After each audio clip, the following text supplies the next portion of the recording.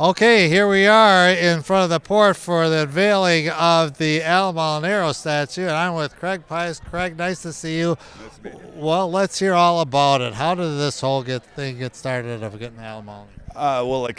I don't know if, well, exactly what Jason said on the microphone like before with the ceremony.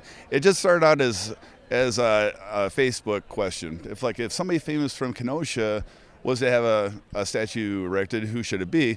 And there was a lot of different people named, like Orson Welles and Don Amici and Mark Ruffalo and others. But and anybody who answered this, like the majority, will say that, including myself, I thought it should be Al Molinaro. And the more like I delved into exactly his life and his story and everything, I thought he was generally a nice, humble person, and he's a native Kenoshan, obviously. It should be honored. So it's just started from there.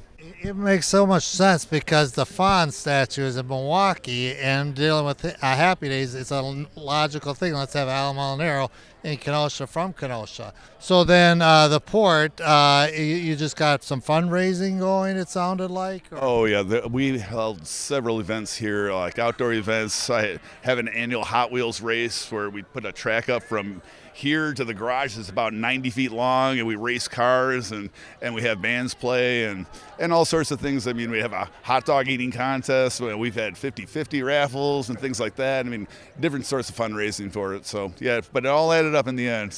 But it took a few years. Now, do you know if the Al Molinaro family is aware of this statue, as we know, or probably not? Well, before I started the project, I wanted to make sure it was okay with the family. So I got in contact with his widow. She lives out in California, I believe it's Glendale, and she's in her 80s. And I got her on the phone, and it was really difficult, like answering it. When she answered the phone, I was so nervous because how do you convince someone like, hi, I'm not a crazy person, but I want to erect a statue of your ex-husband, of your late husband.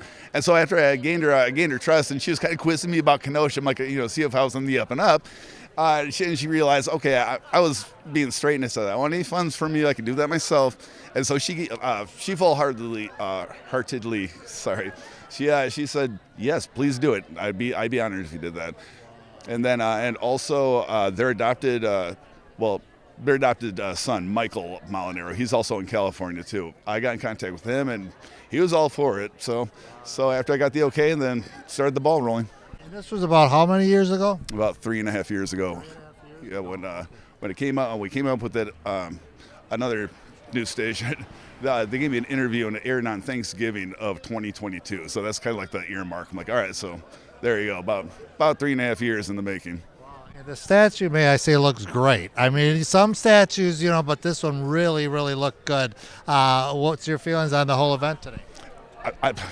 Well, with the exception of me having to give a speech that I just tripped over my words and try not to get choked up, it was great. I have to get my two friends from K-Town Connects podcast, and they emceed the whole thing, and they're great public speakers. I am not. But they did really well with their presentation of how Al's life and things like that. I was kind of hoping the statue designer B. Krieger, she helped me unveil the statue. I was kind of hoping she'd say a few words, but she wasn't in the mood for it. She was a girl with glasses that pulled the thing up. Now, when did she kind of come into the picture? Was it through those years or just recently? It was pretty much in the concept when we started talking, okay, well, if we actually did this, if I actually did this, and I had a lot of support, so I say we, but I was like, if we actually got this pulled off, like who would be, an artist, and I had a regular here who was going out with B at the time, and it says, well, B does all that. I'm like, oh, come on. But then I saw a whole bunch of work that B did, and it was phenomenal. I mean, she can make a statue look like you or I. So I'm like, oh my gosh, it's him. So she was up for the test, and she passed with flying colors. Now, maybe for those who don't know, you the owner and operator of the port? Yes. Okay. I've owned it since 2014. Well, I started working here as a bartender in 1998, so and it was just a part-time job, and then it turned into a full-time job. And then when the previous owner says, "Okay, I've had enough. I'll give you first shot." And it's like, if you can get the finances for it, you can buy the bar. I'll give you first shot at it. I'm like, well, it's what I know and love, so it's like, yeah, I'll just take it over from here. So 2014 made it happen.